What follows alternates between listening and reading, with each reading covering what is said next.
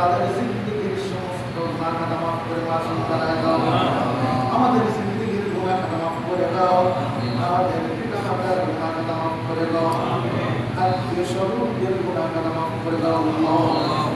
আল্লাহ বিশেষ করে যাকে উদ্দেশ্য করে আজকে লড়াই করা হয়েছে বাবু, এই দেশের নেত্রী এবং খালেদা জিয়ার আজকে জন্মদিন উপলক্ষে বাবু, এই দিনে তিনি জন্মগ্রহণ করেছেন, কিন্তু আজকে তিনি দুনিয়াতে নেয়। মেহেরবানি করে তার জিন্দেগির সমস্ত গুনাহ মাফ করে রব্বুল আলামিন কবরটাকে জান্নাতুল ফিরদাউস বানায় দাও।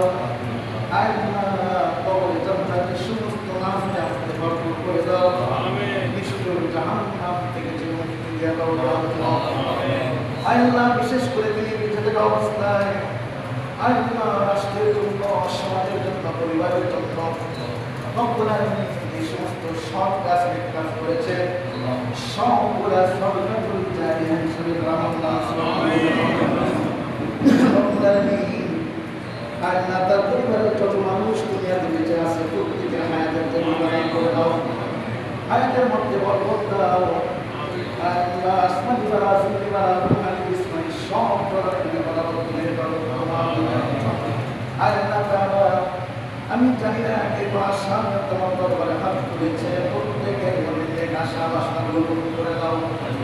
রব্বুল আলামিন আমাদের সুবহান রাব্বিকা রাব্বিল ইজ্জাতি আম্মা ইয়াসিফুন ওয়া সালামুন আলাল মুরসালিন ওয়ালহামদুলিল্লাহি রাব্বিল আলামিন ওয়া জাআলনা তুমতিকা লানা